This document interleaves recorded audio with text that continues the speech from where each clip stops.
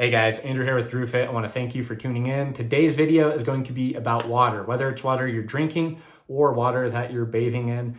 Because yes, your skin is an absorbing agent, and what you put on your skin will be absorbed and can have a either positive impact or a negative impact. And if you're using tap water, chances are it's going to be a negative impact on your health, specifically your hormonal health. Now, before I get into that, I want to put this out there. If you're doing 90% of the things right with your water at home, you shouldn't stress about the other 10% when you're out at a friend's house or on vacation, stuff like that. I know there's a lot of fear mongering going on, not just with water, but a lot of health topics out there. And I want to put it out there. If you're doing 80 to 90% of the things right on your daily basis, put the other 10% to the side, go live your life, because the stress that you're going to be worrying about what water you're consuming, what food you're going to be consuming for that short duration of time is going to have more of a negative impact than just eating that food or drinking that water. So I want to put that out there, make that very clear. I don't want this video to fearmonger you guys. I just want it to bring some awareness so you can start making better daily choices for your health. Now,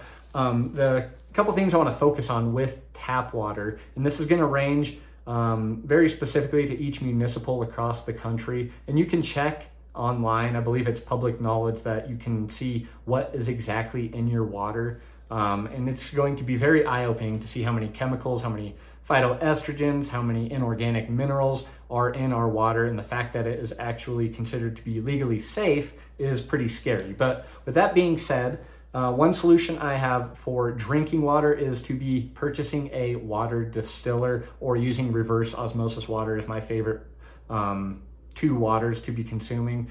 The reason being is because you can't really tell what's in your water. You want to get the cleanest, purest form. That's why I'm not a huge fan of spring water. I think it's been too tampered with. But with that being said, here is my distiller, and you should be cleaning your distiller out, every one to 2 months, in my opinion. But for the sake of the video, I wanted to see how nasty this thing can get, so I could show you guys just what is in the water that you're bathing in and the water that you're drinking. So give this a nice little look.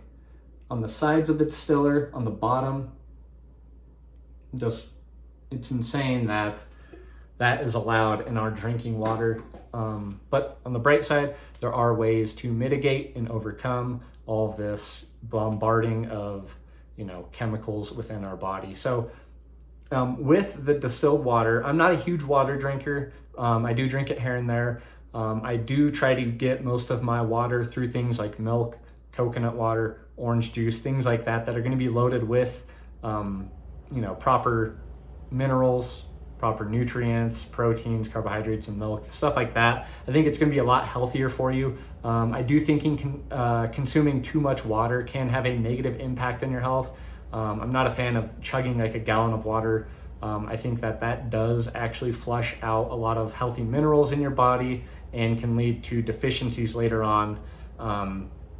And that doesn't matter if it's distilled water, reverse osmosis, spring water, Kangen water, whatever kind of water. I think if you're consuming too much, I personally don't think it's the brightest idea, but I get you do want to have some water here and there. And with distilled water, what I like to do is add the minerals back into it, specifically the 4 electrolytes, key electrolytes, like sodium, potassium, calcium, and magnesium are going to be very crucial for your overall health. So if you're going to go that route with distiller, that's my number one option, and then add the minerals back into the water. As far as showering goes and taking a bath, I highly recommend looking into Pristine Hydro's water filtration system.